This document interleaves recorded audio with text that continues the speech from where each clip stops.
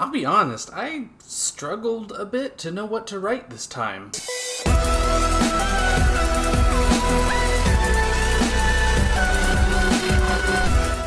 Happy Tuesday, Potterheads! Today we're talking about the entire book of Harry Potter and the Prisoner of Azkaban, and today, for our recaps, instead of just typing up something and pasting it below like I normally do, I am going to do something that I had a lot of fun doing last time for Chamber of Secrets. I am going to do an improvised haiku again to recap the entire book. So far, no cuts from starting to say Happy Tuesday until now, so here we go, improvised haiku. Okay, let's go. 575. Sirius Black's back. Harry thinks he'll murder him. Wait, he is the dog. Definitely didn't cover everything.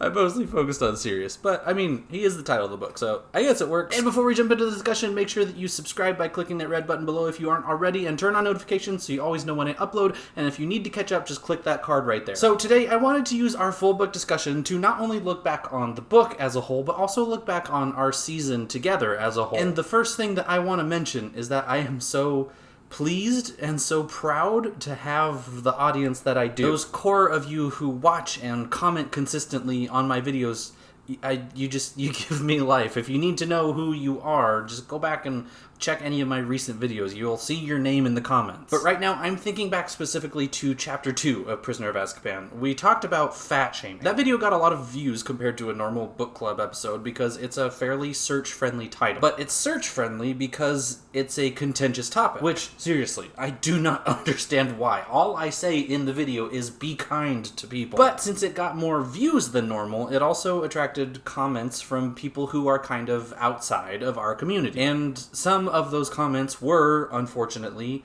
hateful. But what made me proud with that video was how I saw my regular viewers and commenters speaking up against those hateful things and being supportive of kindness and open-mindedness. In that video, I was pretty much advocating that we should all just be kind to each other and imagine the people around us more complexly, and that people speaking to younger audiences like J.K. Rowling and myself, you know, audience of billions versus audience of a couple thousands, but who's counting, need to be careful with the things that we say and how we say those things could be damaging to the people that are listening. And for some reason, that really set people off. But I'm not here to hate on those people, although that impulse was really strong in those moments. What I am here to do is to applaud those of you who consistently and continually provide incredibly thoughtful insight in my comments section. Because when there were those people in the comments on that video trying to say that fat shaming is okay, or who tried to turn body size into an issue of morality,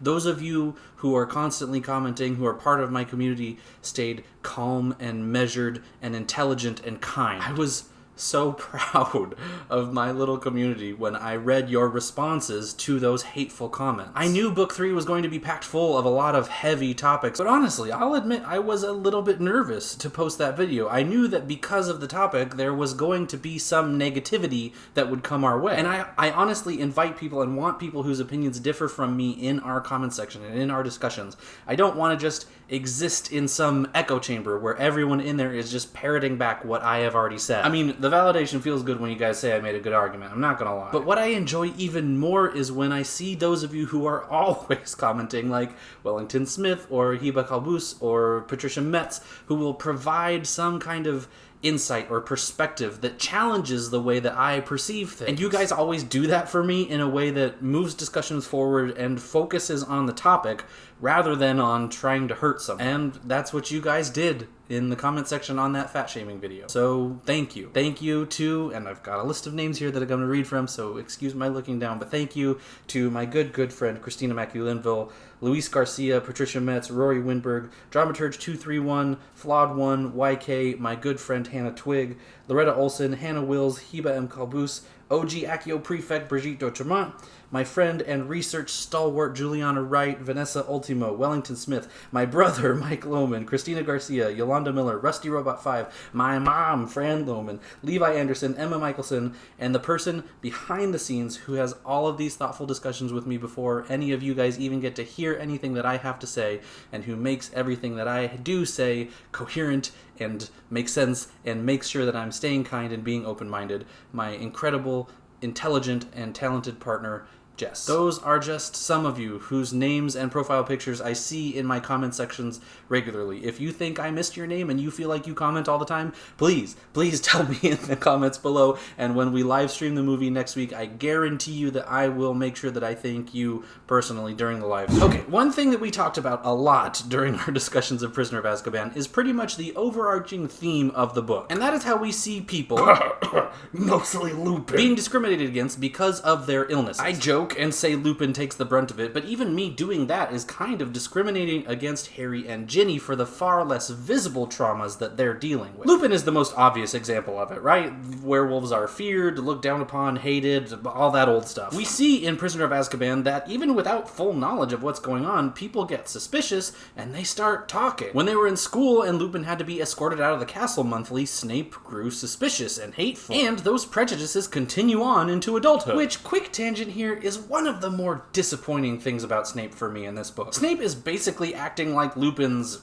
doctor or psychiatrist or whatever, making the Wolfsbane potion for Lupin. And you would hope that the person that knows how to make the very thing that can ease Lupin's burden would be a little bit more sympathetic. But no, Snape, as always, is hateful and greasy. Anyways, back to it. Even in his adulthood, Snape is constantly trying to drop little hints about Lupin's werewolfism and turn anyone against him that he can. Even Hermione, who is so mature for her age and who tends to fight for the oppressed, eventually uses Lupin's condition against him. In the Shrieking Shack, when she feels betrayed by him, she throws his lycanthropy in his face, knowing how Ron and Harry will view him. I don't care who it is or how much bad you think they've done, it really is never okay to use someone's illness as an insult or a way to damage them. It just isn't. In a less obvious way, we see discrimination played out against Harry and Ginny as well. Harry and Ginny, more than anyone else, are affected by the presence of Dementors. Now, I'm not going to try and diagnose any specific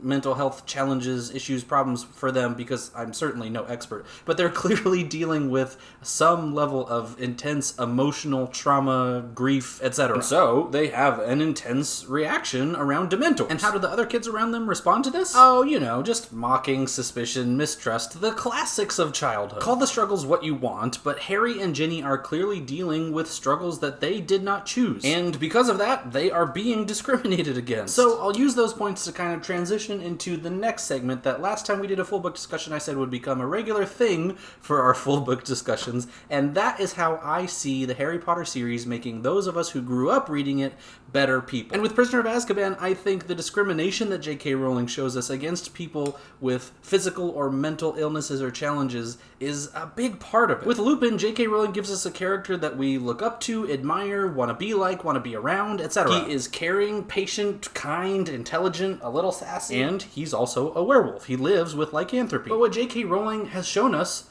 is an adult functioning and living with their disease. Although the world outside of Hogwarts has not been kind to him and is not set up to be kind for him, there is a place that she has shown us that has accepted him with his struggles. On these pages, we don't see Lupin being villainized through the eyes of the narrator. Lupin is not the monster of this story as he probably would have been in decades prior. His illness is not a monster to be killed that will take the man with it. His illness is just a fact of his life, one that he has to deal with, and one that we see that there are people willing to make accommodations to help him do that. With Harry's reactions to the Dementors, we see much the same thing. We see that there are people that Harry can reach out to who are knowledgeable and willing to help him learn how to cope with that. The madness, to use the parlance of older stories, is not something that will eventually consume Harry. Instead, it's treated by some people in this story as something that's just normal and something that sometimes you have to learn to live with. And yeah, J.K. Rowling does show us the uglier side of all of this as well. She didn't want to pretend with us that the world will always be kind to people who are struggling. But again, she has showed us the difficult side of the discussion in order to force us to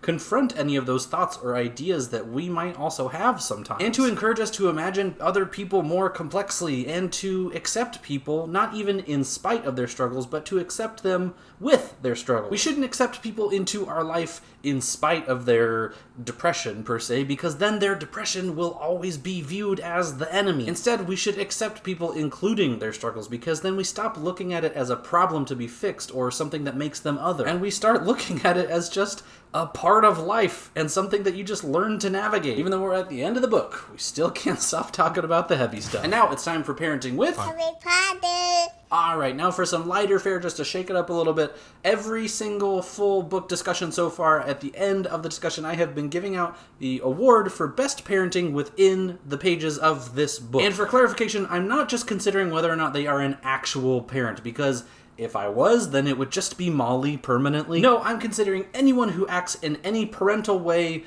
pretty much to Harry. The nominees for Best Parenting in Harry Potter and the Prisoner of Azkaban are Sirius Black for expensive gifts and watchful behavior, Remus Lupin for kindness, patience, and caring, and everything else, Molly Weasley for default best parent always, Harry Potter for showing great mercy, and Albus Dumbledore for doing the bare minimum as usual. And the winner is Remus Lupin! I mean, come on guys, that's no surprise. Yes, Lupin is by far the best father figure in this book to Harry, and he's up there for the entire series along with Hagrid and Arthur. I don't think I really need to explain this very much, right? He's kind and caring and helpful and patient with Harry. He listens as well as he speaks. He's firm when Harry steps out of line, but he also encourages a little bit of mischief from time to time. And ultimately, he puts himself on the line and nearly sacrifices everything for Harry. Feel free to disagree with me on this, but just know that, like, you're probably wrong. And that's all for Parenting with... Who else do you know in Harry Potter?